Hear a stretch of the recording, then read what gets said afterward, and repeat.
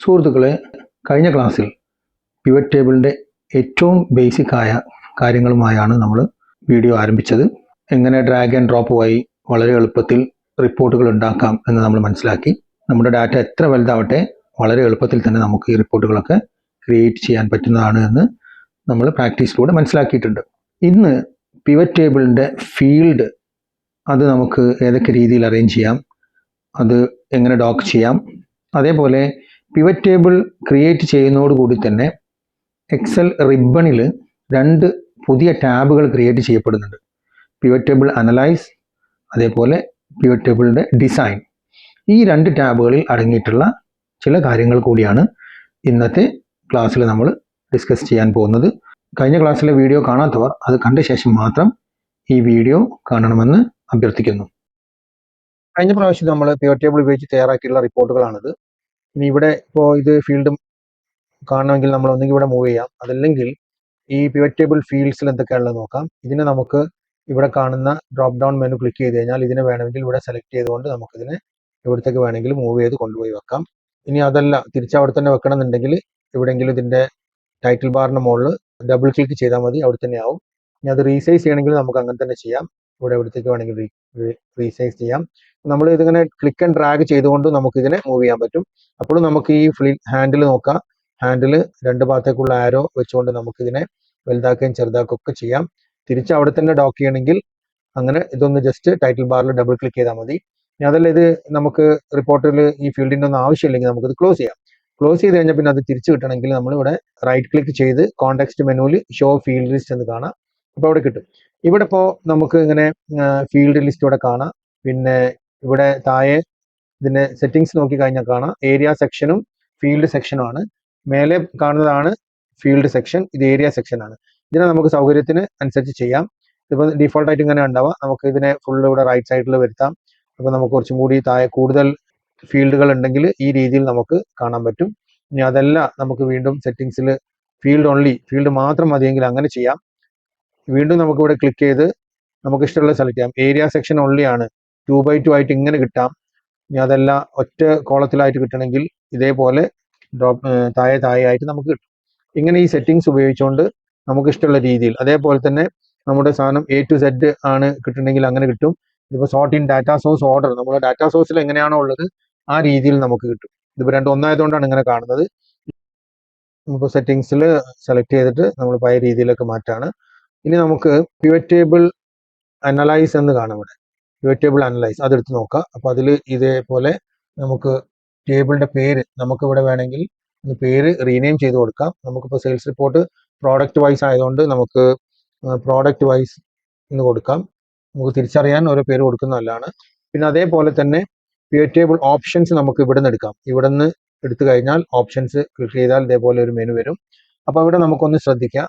നമ്മളിപ്പോൾ ഇവിടെ ചില സ്ഥലങ്ങളിലൊക്കെ എംപ്റ്റി ആണ്, അവിടെ നമുക്ക് എന്തെങ്കിലും കൊടുക്കണം എന്ന് വിചാരിക്കുക. ഫോർ എംപ്റ്റി സെൽസ് ഷോ എന്നുള്ള ഭാഗത്ത് നമുക്ക് അവിടെ സെയിൽസ് ഒന്നും ഇല്ലാത്തതുകൊണ്ടാണ് അവിടെ എംപ്റ്റി ആയി കിടക്കുന്നത്. നമ്മൾ നോ സെയിൽസ് എന്ന് കൊടുത്തു കഴിഞ്ഞാൽ അവിടെ എംപ്റ്റി ഉള്ള എല്ലാത്തിലും വരും. ഇവിടെ വേണമെങ്കിൽ ഇവിടെ തന്നെ സെലക്ട് ചെയ്തിട്ട് കൊടുക്കണം. അപ്പോൾ ഇവിടെ വെച്ചുകൊണ്ട് നമ്മൾ റൈറ്റ് ക്ലിക്ക് ചെയ്താലും പിവറ്റ് ടേബിൾ ഓപ്ഷൻസ് നമുക്ക് കിട്ടും. നേരത്തെ നമ്മൾ ഓപ്ഷൻസ് എടുത്തിരുന്നു എന്തിന്, ഡിസ്പ്ലേയിൽ ക്ലാസിക് പിവറ്റ് ടേബിൾ കിട്ടാൻ വേണ്ടി. ഇവിടെ ഇപ്പോൾ ലേ ഔട്ട് ആൻഡ് ഇതിലാണ് നമ്മൾ എംപ്റ്റി സെൽ ഷോ എന്നുള്ളത് നോ സെയിൽസോ നമുക്ക് എന്തെങ്കിലും ആവശ്യമുണ്ടെങ്കിൽ അത് കൊടുത്തു കഴിഞ്ഞാൽ ഈ ബ്ലാങ്ക് ആയിട്ടുള്ള സ്ഥലത്തൊക്കെ ഇത് വരും. നമുക്ക് ആവശ്യമുള്ള എല്ലാ ഫോർമാറ്റുകളും നമ്മൾ ഹോം ഇതിൽ ചെയ്യുന്ന ഇവിടെയുള്ള ഫോർമാറ്റുകളൊക്കെ തന്നെ നമുക്ക് ഇവിടെ ചെയ്യാൻ പറ്റും. ഇനി ഇത് തന്നെ നമുക്ക് മറ്റ് കാര്യങ്ങൾ എന്തൊക്കെയാണെന്ന് പരിശോധിക്കാം. ഫീൽഡ് സെറ്റിങ്സ് എടുത്തു കഴിഞ്ഞാൽ ഇപ്പോൾ ലേ ഔട്ട്, പ്രിന്റ് ഒക്കെയുള്ള കാര്യങ്ങൾ നമുക്ക് ഇവിടെ നിന്നാണ് കിട്ടുന്നത്. ഇവിടെ നമുക്ക് ഇതിൻ്റെ കസ്റ്റം റീനെയിം ചെയ്യാം. പക്ഷെ റീനെയിം ചെയ്യുമ്പോൾ ഇവിടെയുള്ള പേരുകളായി മാറരുത്. പ്രിന്റ് ചെയ്യാനാണെങ്കിൽ insert page break after each item അങ്ങനെ കൊടുക്കണമെങ്കിൽ, വലിയ പിവറ്റ് ടേബിളൊക്കെ ആണെങ്കിൽ, വലിയ റിപ്പോർട്ടൊക്കെ ആണെങ്കിൽ നമുക്ക് ഇതൊക്കെ ആവശ്യമുണ്ടാവും. ഇത്തരം കാര്യങ്ങളൊക്കെ നമ്മൾ ഇവിടെ നിന്നാണ് ചെയ്യുന്നത്. സബ് ടോട്ടലിലേക്ക് നമുക്ക് പോവാം. അപ്പോൾ ഇവിടെ ഇത്രയും കാര്യങ്ങൾ നമ്മൾ മനസ്സിലാക്കി. ഇനി അതേപോലെ ഡിസൈൻ എടുത്തു കഴിഞ്ഞാൽ ഇവിടെ നമുക്ക് ഇഷ്ടമുള്ള ഡിസൈൻ ഇതിനെ മാറ്റാം. ഇതൊന്നും കൂടി നീക്കാം. ഇവിടെ ഇതിൻ്റെ കളർ മാറ്റണമെങ്കിൽ അങ്ങനെ മാറ്റാം. നമുക്ക് ഏത് ഡിസൈൻ വേണമെങ്കിലും സെലക്ട് ചെയ്യാം. മോർ ഡിസൈൻ നമ്മൾ ടേബിളിൻ്റെ കാര്യം പറഞ്ഞ പോലെ തന്നെ എക്സൽ ടേബിളിൽ ചെയ്ത പോലെ കാര്യങ്ങളൊക്കെ നമുക്ക് ഇവിടെ ചെയ്യാൻ പറ്റും. നമുക്കിവിടെ യൂണിറ്റ് സോൾഡ് നമ്മൾ ഇവിടത്തേക്ക് ഡ്രാഗ് ചെയ്തിട്ടു എന്ന് വിചാരിക്കാം. അപ്പോൾ നമുക്കിവിടെ ഓരോരുത്തരുടെയും സബ് ടോട്ടലും കാര്യങ്ങളൊക്കെ വന്നിട്ടുണ്ട്. ഓരോന്നിലും യൂണിറ്റ് ചെയ്ത് ബാക്കി സെയിൽസ് ഇല്ല എന്ന് കാണിക്കും. കാരണം ഈ രീതിയിലാണ് ഇവിടെയാണ് ഇട്ടതെന്നുള്ളതുകൊണ്ട് ലാപ്ടോപ്പിൻ്റെ മാത്രമേ ഇവിടെ കാണിക്കുള്ളൂ, ബാക്കി ഇല്ലല്ലോ. അതാണ് യൂണിറ്റ് 2 എന്നുള്ളത് കാണിക്കും. അതേപോലെ ഓരോന്നിൻ്റെ ഇങ്ങനെ കാണിക്കും. ഇനി നമുക്കിവിടെ സബ് ടോട്ടലും ഉണ്ട്. അപ്പോൾ നമുക്ക് ഇവിടെ ഡിസൈനിൽ പോയി നമുക്ക് സബ് ടോട്ടൽ വേണ്ട എന്നുണ്ടെങ്കിൽ ഇവിടെ ചില മാറ്റങ്ങൾ നമുക്ക് നോക്കാം. Do not show sub total click ചെയ്ത് കഴിഞ്ഞാൽ സബ് ടോട്ടൽ കാണിക്കില്ല. ഷോ വേണമെങ്കിൽ നമുക്ക് ഇവിടെ സെലക്ട് ചെയ്ത് കൊടുത്താൽ കാണിക്കും. അതേപോലെ തന്നെയാണ് ഗ്രാൻഡ് ടോട്ടൽ. ഇവിടെ ഗ്രാൻഡ് ടോട്ടൽ നമുക്ക് ഇവിടെ താഴെ ഇങ്ങനെ കാണിക്കുന്നുണ്ട്. അത് ഒഴിവാക്കണമെങ്കിൽ നമുക്ക് എന്ത് ചെയ്യാം, ഇവിടെ ഒഴിവാക്കി കൊടുത്തു കഴിഞ്ഞാൽ റോസിലും കോളസിലും ഉള്ള ഗ്രാൻഡ് ടോട്ടൽ ഒഴിവായി. ഇപ്പോൾ ഇൻഡിവിജ്വൽ ടോട്ടൽസ് മാത്രമാണ് കാണിക്കുന്നത്. ഇനി നമുക്ക് റോസ് മാത്രമാണ് കാണിക്കേണ്ടെങ്കിൽ ഇവിടെ മാത്രം ഗ്രാൻഡ് ടോട്ടൽ കാണിക്കും. ഈ രീതിയിലുള്ള സെറ്റിങ്സ് ഒക്കെ നമുക്ക് കോളംസ് മാത്രമാണ് കാണിക്കുമെങ്കിൽ കോളത്തിലുള്ള ഫീൽഡുകളൊക്കെ അങ്ങനെ കാണിക്കും. നമുക്ക് രണ്ടും വേണമെങ്കിൽ ഇങ്ങനെ കൊടുക്കാം. ഇവിടെ സെലക്ട് ചെയ്ത് പിന്നെ ഓൺ എന്ന് കൊടുത്തു കഴിഞ്ഞാൽ രണ്ടിലെയും ഗ്രാൻഡ് ടോട്ടൽ കാണിക്കും. യൂണിറ്റ് സോൾഡ് എന്നുള്ളത് നമുക്കറിയാം. ഇവിടെ നോക്കിക്കഴിഞ്ഞാൽ റോ ഫീൽഡിലാണ് അതുള്ളത്, റോയിലാണ് യൂണിറ്റ് സോൾഡ് ഉള്ളത്. നമുക്ക് ഇതിനെ വാല്യൂ ഫീൽഡിലേക്ക് ഒന്ന് മാറ്റി നോക്കാം. അതിന് ഇവിടെ തന്നെ നമുക്ക് ഇതിനെടുത്തും കൊണ്ട് മാറ്റിയിടാം. ഇപ്പം നമ്മൾ ഇതിനെടുത്ത് ഇവിടത്തേക്ക് മാറ്റിയിട്ട് കഴിഞ്ഞാൽ അത് ഇവിടെ എത്തി.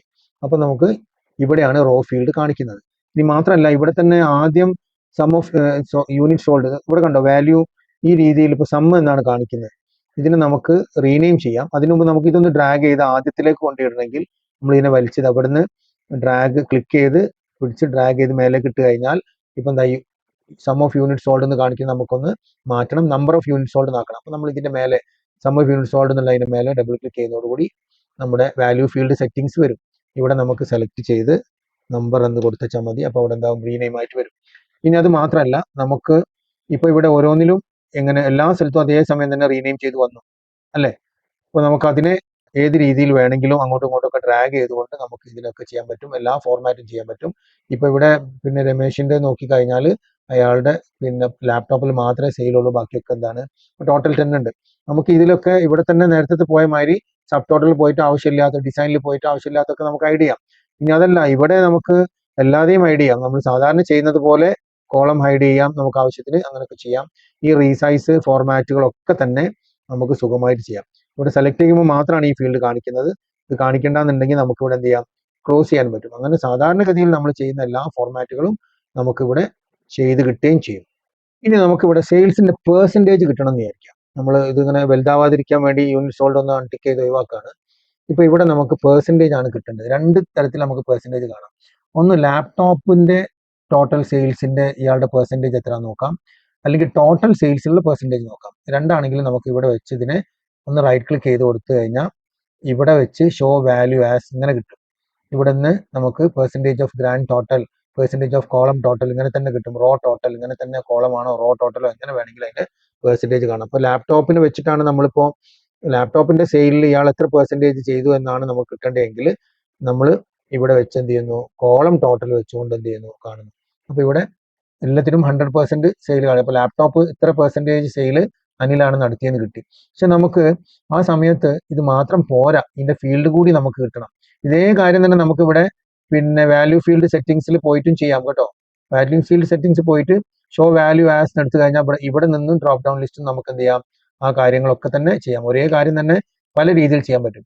ഇപ്പൊ ഇവിടെ പെർസെൻറ്റേജ് ഉള്ളൂ, പക്ഷെ നമുക്ക് എന്തുകൂടി വേണം, ഇതിന്റെ മുമ്പ് നമുക്ക് ടോട്ടൽ സെയിൽസ് വേണം. അപ്പൊ ടോട്ടൽ സെയിൽസിനെ ഒന്നും കൂടി നമ്മൾ എന്ത് ചെയ്താൽ മതി, വലിച്ച് വാല്യൂസിലേക്ക് ഇട്ടാൽ മതി, ഇവിടെ ഇട്ടാൽ മതി. അപ്പൊ ഇപ്പം എന്താണ്, പെർസെൻറ്റേജ് ആദ്യവും സം ഓഫ് ടോട്ടൽ സെയിൽസ് രണ്ടാമതാണ് വരുന്നത്. അപ്പൊ അതിനെ നമുക്ക് നേരത്തെ ചെയ്ത പോലെ ഡ്രാഗ് ചെയ്ത് ആദ്യത്തിലേക്ക് ഇതിനെ കൊണ്ടുവരാം. അപ്പൊ ഇങ്ങനെ വരും.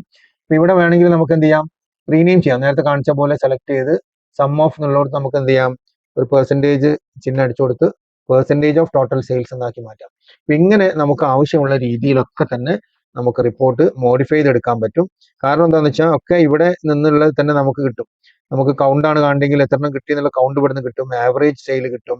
അതേപോലെ പിന്നെ ഏറ്റവും ഇതായിട്ടുള്ള ഇവിടെ വെച്ചുകൊണ്ട് നമ്മൾ ഷോ വാല്യൂസ്, ഈ കാര്യങ്ങളൊക്കെ ഓരോന്നും നമുക്ക് നമ്മുടെ സൗകര്യത്തിനനുസരിച്ച് ഇത് പിന്നെ എന്താണ് ഈ പേരിനനുസരിച്ച് തന്നെ ഇത് നമുക്ക് കിട്ടുന്നത് കൊണ്ട് ഞാൻ ഓരോന്നും എടുത്ത് വിശദീകരിക്കുന്നില്ല. ബാക്കി നിങ്ങൾക്ക് ഒക്കെ ഓരോന്നും പ്രാക്ടീസ് ചെയ്ത് നോക്കാവുന്നതാണ്. മറ്റൊരു സൗകര്യം, നമുക്ക് ഇത് വലിയ റിപ്പോർട്ടുകളൊക്കെ ആണെങ്കിൽ നമ്മൾ അടുത്ത വീഡിയോയിൽ അതൊന്നും കൂടി വിശദീകരിക്കും. സെയിൽസ് പേഴ്സൺ നമുക്കിവിടെ ഫിൽറ്ററിംഗ് ഓപ്ഷൻ ഉണ്ട്, സോർട്ടിംഗ് ഓപ്ഷൻ ഒക്കെ ഇവിടെ ഉണ്ട്. നമ്മൾ ഫിൽറ്റർ ബട്ടൺ വരുന്നതോടുകൂടി എന്തൊക്കെ ഓപ്ഷൻ നമ്മൾ സോർട്ടിങ്ങിലും ഫിൽറ്ററിങ്ങിലും പഠിച്ചിട്ടുണ്ടോ അതൊക്കെ ഇവിടെ ഉണ്ട്. നമുക്കിവിടെ ആരെങ്കിലും ഒഴിവാക്കണമെങ്കിൽ ഇങ്ങനെ വെച്ച് കഴിഞ്ഞാൽ അവരുടെ സെയിൽസ് മാത്രമായിട്ട് നമുക്ക് കിട്ടും. ഇങ്ങനെ ഈ രീതിയിൽ അതേപോലെ തന്നെ നമുക്ക് ഇവിടെ എല്ലായിടത്തും കിട്ടി. ഇനി പ്രോഡക്റ്റ് വൈസ് ലിസ്റ്റ് ആണ് വേണ്ടെങ്കിൽ നമുക്ക് ലാപ്ടോപ്പിന്റെ മാത്രം മതിയെങ്കിൽ ഇവിടെ ലാപ്ടോപ്പ് മാത്രം സെലക്ട് ചെയ്താൽ ലാപ്ടോപ്പിന്റെ സെയിൽസ് മാത്രമായിട്ട് നമുക്ക് കിട്ടും. വലിയ റിപ്പോർട്ട് ആകുമ്പോഴാണ് നമുക്ക് ഇതൊക്കെ ഫിൽട്ടർ ചെയ്യുമ്പോൾ ശരിക്കും അതിൻ്റെ ഒരു സൗകര്യം നമുക്ക് പെട്ടെന്ന് മനസ്സിലാവുക. അപ്പോൾ ഇന്നത്തെ ക്ലാസ് ഇവിടെ അവസാനിക്കുകയാണ്. അടുത്ത പ്രാവശ്യം വീണ്ടും പല രീതിയിൽ കൂടുതൽ കാര്യങ്ങൾ നമുക്ക് ചെയ്യാനുണ്ട്. ഗ്രാഫിക് റെപ്രസെൻറ്റേഷൻ ചാർട്ടിലേക്ക് നമുക്ക് പോകാനുണ്ട്. അതൊക്കെ ഇനി വരുന്ന ക്ലാസ്സുകളിൽ കൂടുതൽ നമ്മൾ മനസ്സിലാക്കുന്നതാണ്. ഇന്നത്തെ ക്ലാസ് അവസാനിക്കുന്നു. വീഡിയോ കണ്ടതിന് നന്ദി. Thank you very much.